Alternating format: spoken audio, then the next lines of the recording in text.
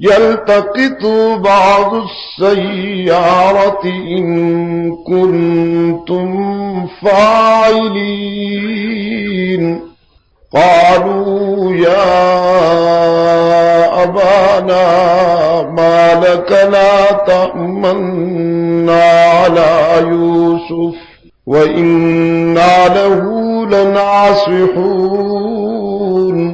السلام علیکم دوستو، سید عبد المجید ندیم چینل میں آپ سب دوستوں کو خوش آمدید۔ کہ لا اسألکم علیہ اجرا ان اجری الا علی اللہ، میری اس دعوت اور تبلیغ کا اجر تمہارے پاس نہیں، نہ میں تم سے توقع رکھتا ہوں۔ میری دعوت و تبلیغ کا اجر مجھے اللہ ہی سے ملنے والا ہے، میں تم سے کچھ نہیں چاہتا۔ اگر چاہتا ہوں تو بس اتنا کہ اللہ تعبدوا الا اللہ،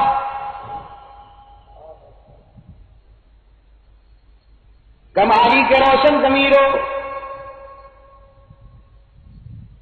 اگر آپ اجازت دیں تو میں آپ کے لیے ایک دعا کر دوں کہ اللہ آپ کو قرآن سمجھنے کی سعادت نصیب فرمائے۔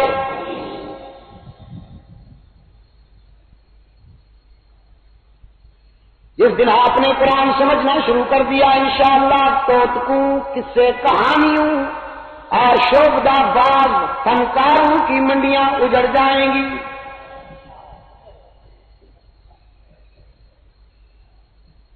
اللہ تعبدوا الا اللہ، یہ اس پیغمبر کی دعوت و تبلیغ کا خلاصہ ہے جس نے 950 سال کانٹوں پہ چل کر اللہ کی توحید بیان کی۔ کیا بیان کی؟ 11ویں شریف کی محفلوں میں شرکت کر کے سائز نہیں بڑھایا،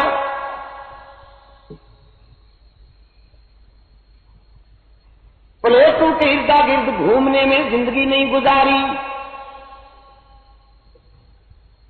آستانہ پرست قوم، آستانہ پرست ہر جائیوں کو پکارا حضرت نوح نے۔ یہ آستانہ پرستی بھی پرانی بیماری ہے۔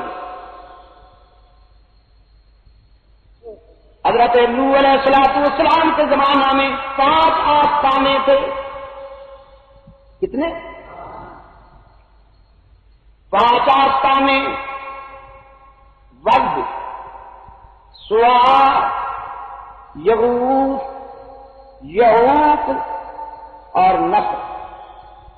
ایک مرتبہ پھر دوہرا دو، ود، سواع، یغوث، یعوق اور نصر۔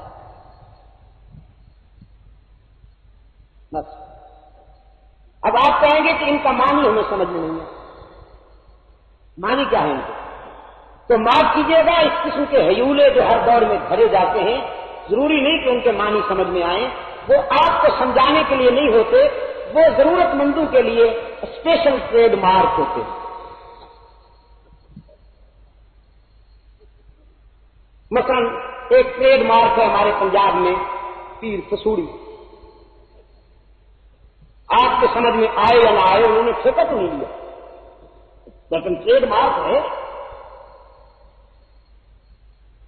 اسی طرح پر ایک اور ٹریڈ مارک ہے پیر گڑبڑ شاہ۔ اب آپ کی سمجھ میں آئے یا نہ آئے لیکن ہے۔ میرے عزیز دوست، 5 آستانے تھے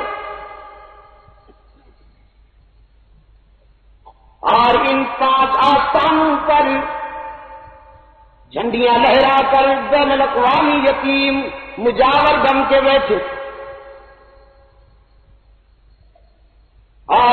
لو انسانوں سے کہا جا رہا تھا پہلے ہمیں خوش کرو تو خدا راضی ہوگا، اگر ہمیں خوش نہیں کرو گے تو خدا نہیں ملے گا. ڈائریکٹ نہیں ملتا، انڈائریکٹ ملتا.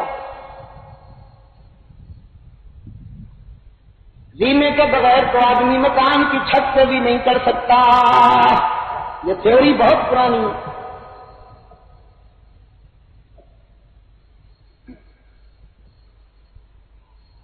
حضرت نوح علیہ السلام نے آستانہ پرستی کی نفی کرتے ہوئے فرمایا، یہ تم سے کہتے ہیں خدا ہمارے سوا نہیں ملتا، اور میں تمہیں یقین دلانے آیا ہوں کہ اگر تم نے خدا سے ملنا ہے تو تنکوں کے سہاروں کی ضرورت نہیں، وہ براہ راست ہر ایک کی سنتا اور قبول کرتا ہے. فرمایا انی لکم نذیر مبین، میں تمہیں خطرناک انجام سے ڈرانے آیا ہوں، خطرناک انجام سے. اگر تم نے آستانہ پرستی ترک نہ کی تو تباہ ہو جاؤ گے. میری دعوت کا خلاصہ یہ ہے کہ اللہ تعبدوا الا اللہ، عبادت میں اللہ کے سوا کسی کو شریک نہ کرو، عبادت میں اللہ کے ساتھ کسی کو شریک.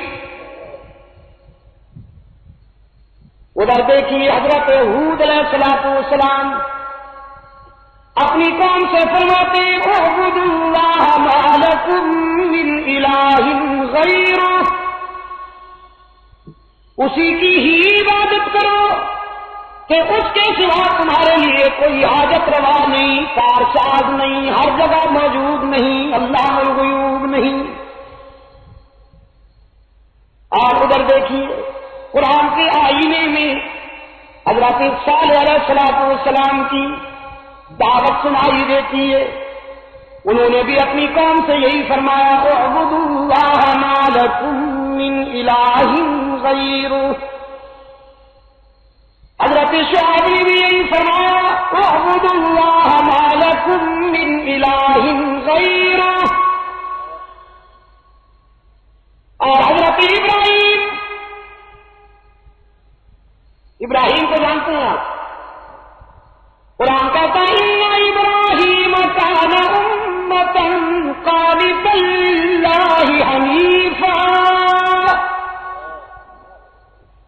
وَلَمْ يَكُنْ مِنَ الْمُشْرِكِينَ شَاكِرًا لِأَنْعُمِهِ اجْتَبَاهُ وَهَدَاهُ إِلَى صِرَاطٍ مُسْتَقِيمٍ. اکیلا ابراہیم ایثار اور قربانی کا اتنا بڑا باب مرتب کر گیا، ایثار اور قربانی کی اتنی وسیع تاریخ مرتب کر گیا. تنہا ابراہیم نے اتنی قربانیاں دے دی کہ پوری امت بھی ابراہیم کا مقابلہ نہ کر سکے. اپنے باپ کے سامنے مبلغ کی حیثیت سے آتے ہیں، فرماتے انی قد جانی من العلم ما لم یأت، میں آفاقی علوم کی روشنی لایا ہوں، اجالو کا نقیب ہوں، سویروں کا علمبردار ہوں. تمہیں کس سے کہانیاں نہیں سنانے آئے، تمہیں ٹوٹ کے سنانے نہیں آئے.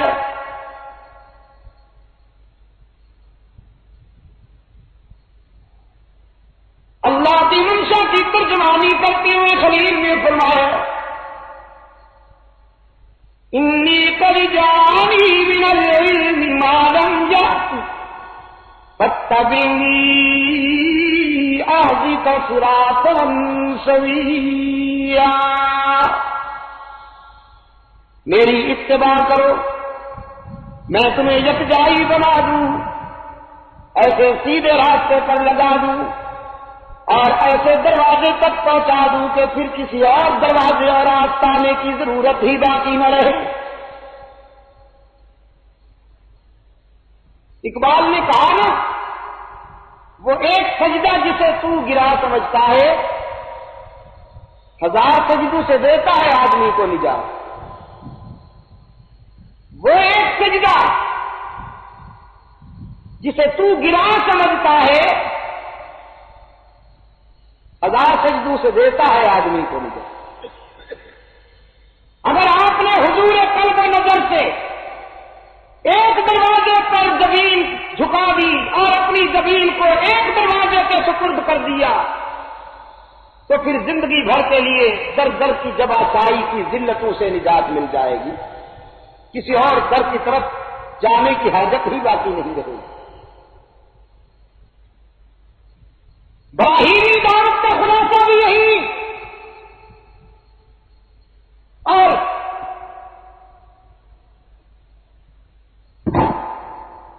ایک اور حکیم مبلغ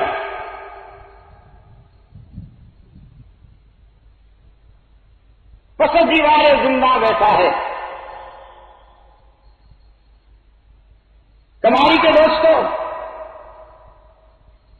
اللہ کا پیغمبر پس دیوار زندہ، جیل کی تنہائیوں میں، جیل کی تنہائیوں میں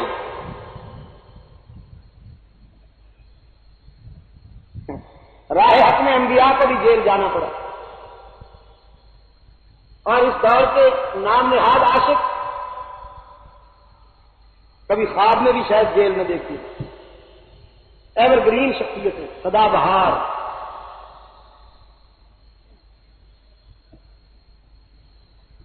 جیل میں ویسے اللہ کا پیغمبر خدا سے جیل مانگی تھی حضرت یوسف نے، دیکھا تھا کہ میرے کردار کے خلاف سازشیں ہو رہی ہیں۔ مصر کی بیمار نسوانیت ابن یعقوب کے بیدار کردار کو مجروح کرنے کے لیے سازشیں کر رہی تھی۔ قرآن پاک نے فرمایا وقال نسوۃ فی المدینۃ امرأۃ العزیز تراود فتاها عن نفسه قد شغفها حبا انا لنراها فی ضلال مبین۔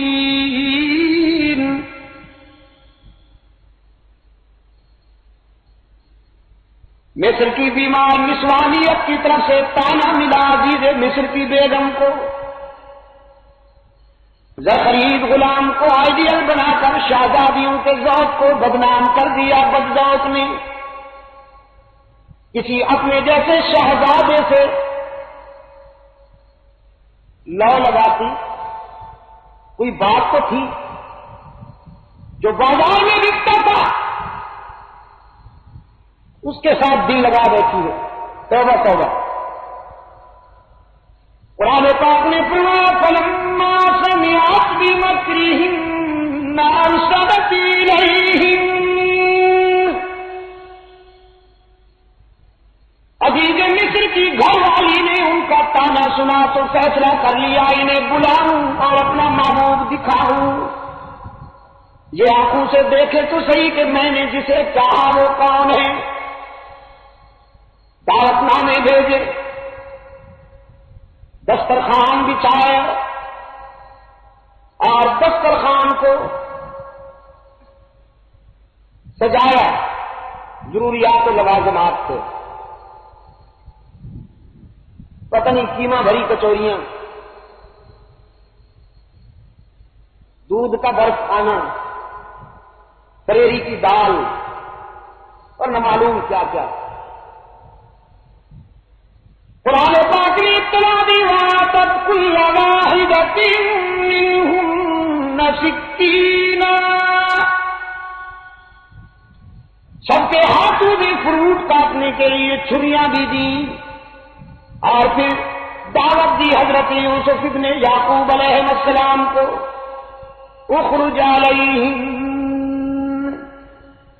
محبوباً ذرا باہر آئیے نا، یہ دیکھے تو صحیح میرا محبوب کیسا ہے۔ قرآن پاک نے فرمایا فلما رأینہ اکبرنہ، صورت میں آئے، میدے کی نظر سے دیکھنے والیاں بدحواس ہو گئی. کس نظر سے؟ میدے کی نظر سے. نظریں بھی دو قسم کی ہیں نا، اس کو بھی ذرا دل کی گہرائی میں اترنے دیجیے. نظریں دو قسم کی ہیں، ایک ضمیر کی اور بصیرت کی نظر اور ایک میدے کی نظر. میدے کی نظر سے جس نے بھی حسن پیغمبر دیکھا وہ چھو کر کھا گیا، اور ضمیر اور بصیرت کی نظر سے جس نے بھی پیغمبر کو دیکھا وہ باکمال ہوا. اور جن کا ذکر اب ہو رہا ہے یہ میدے کی جنس نہیں تھی. میدے کی جنس ہی تو تھی جبھی تو دسترخوان پہ بیٹھی ہے.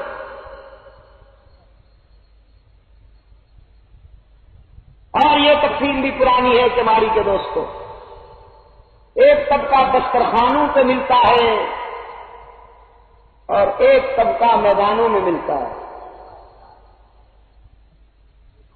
کچھ دسترخوان والے ہیں اور کچھ میدان والے ہیں. اب دسترخوان والوں کی سنیے. قرآن پاک نے فرمایا فلما رأينه أكبرنه وقطعن أيديهم. اس نے نبوت کو دیکھتے ہی ہلاک کھو بیٹھی اور چھریوں سے اپنے ہاتھ کاٹ بیٹھی. وَقُلْنَا حَاشَ لِلَّهِ مَا هَذَا بَشَرٌ. اور قسمیں کھا کھا کے کہنے لگی ہم نے تو سمجھا تھا بشر ہوگا، لیکن بخدا یہ بشر نہیں. ان ھذا الا ملک کریم. یہ تو کوئی بہت بڑا نوری ہے، بہت بڑا نوری ہے.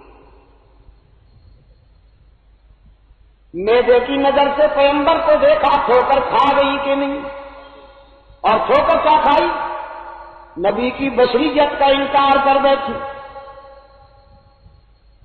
انہوں نے بھی پیغمبر کو میدے کی نظر سے دیکھا تو نبی کی بشریت کا انکار کر بیٹھی.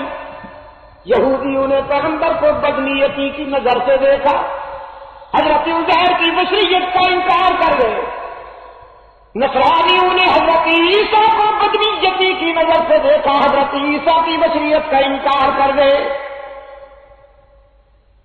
پہلے کہا نبی خدا کے بیٹے ہیں، پھر کہا ہم بھی خدا کے بیٹے ہیں.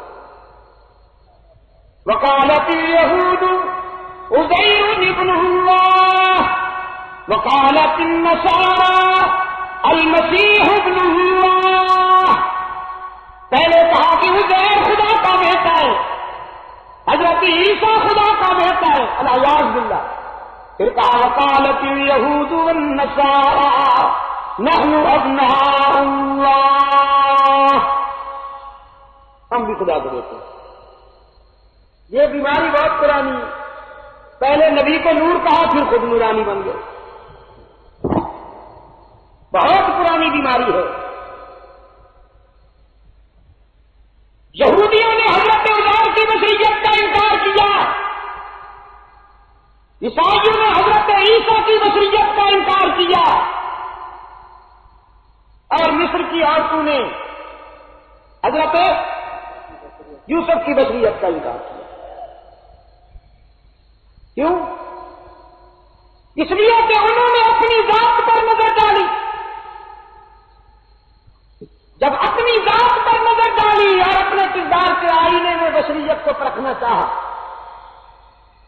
تو اپنے کردار کے آئینے میں ان کو اپنے جھوٹ، اپنا مکر، اپنا فریب، اپنا حرام خوری، ارجائی پن اور اپنی بدبودار زندگی نظر آئی.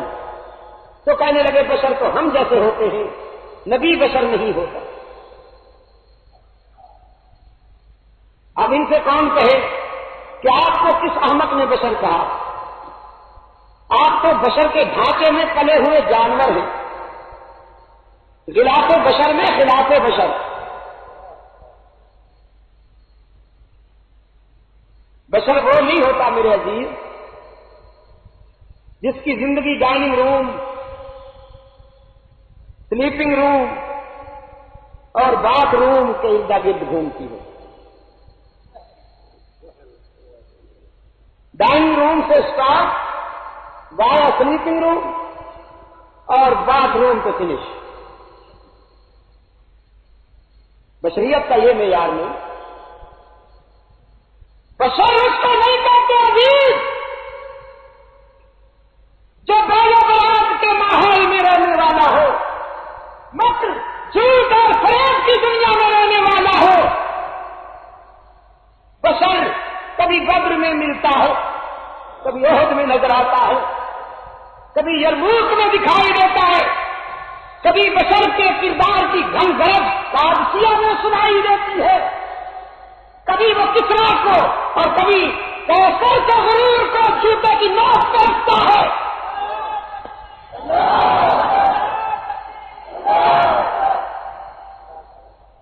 بشر پھر سن لیجئے، جو گھاٹی پارے میں جیے اور مرے اسے کیا پتا بشر کس کو کہتے ہیں؟ جو 18,000 میں بکے منڈی کی جنس، اسے کیا پتا بشر کس کو کہتے ہیں؟ ارے جو قربانی کا نام سن کر، عیسیٰ کا نام سن کر لڑ اٹھے، جو زمین بیچ کر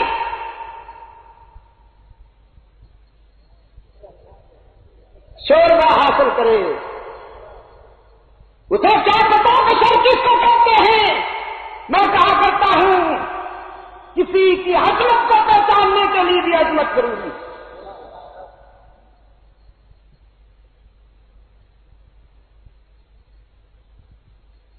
بلبل سے پوچھیے گل کی قدر اور جوہری سے پوچھیے جوہر کی شان۔ بشر بدر میں نظر آتا ہے، کبھی احد میں۔ بشر احزاب میں نظر آتا ہے، کبھی خندق میں۔ بشر خیبر میں نظر آتا ہے، کبھی یرموک میں۔ بشر قادسیہ میں نظر آتا ہے، کبھی عراق اور ایران میں نظر آتا ہے، اور کبھی براق پہ بیٹھا ہوا عرش بری پہ نظر آتا ہے۔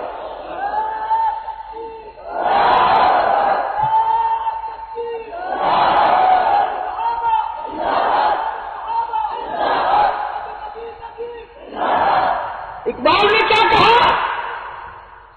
سبق ملا ہے یہ معراج مصطفیٰ سے مجھے۔ عزیز نوجوانوں، کنفیوژن تو ہوتی ہے آپ کے ذہن میں بھی، علم دین چونکہ آپ نے نہیں پڑھا۔ آج آپ میری بات سن رہے ہیں، کل پھر کوئی اور سائز آ جائے گا، وہ دوسری رخ پر لے جانے کی کوشش کرے گا اور آپ کنفیوژن محسوس کریں گے کہ اب ہم کدھر جائیں۔ تو میں آپ سے کہتا ہوں اقبال کی سن لیجیے۔ اقبال کہتا ہے سبق ملا ہے یہ معراج مصطفیٰ سے مجھے کہ عالم بشریت کی زد میں ہیں گردیں۔ معراج مصطفیٰ سے مجھے یہ سبق ملا کہ افلاک کی بلندیاں سچے بشر کے قدموں میں ہیں، آسمان بھی اتنا بلند نہیں جتنا بشر بلند۔ لیکن یہ بات اسے سمجھ میں آئے گی جو مقام بشر سے آشنا ہوگا۔ یہ بات اسی کو ہی سمجھ آئے گی کہ جو مقام بشر سے آشنا ہوگا۔ حضرت علامہ سید عبد المجید ندیم شاہ صاحب کو سماعت فرما رہے تھے۔ آپ سب دوستوں سے گزارش ہے کہ میرے اس چینل کو سبسکرائب بھی کریں اور بیل کے آئیکن کو کلک بھی کریں تاکہ ہر نئی آنے والی ویڈیو آپ سب دوستوں تک بر وقت پہنچ سکے، اور ان علماء کرام کے بیانات کو اپنے دوستوں میں، اپنے گروپوں میں شیئر بھی کیا کریں تاکہ دین کی باتیں اور دوستوں تک بھی پہنچ سکیں۔ آپ سب دوستوں کا بہت شکریہ۔ ملتے ہیں ایک نئی ویڈیو کے ساتھ، تب تک کے لیے اللہ حافظ۔ پاکستان پائندہ باد۔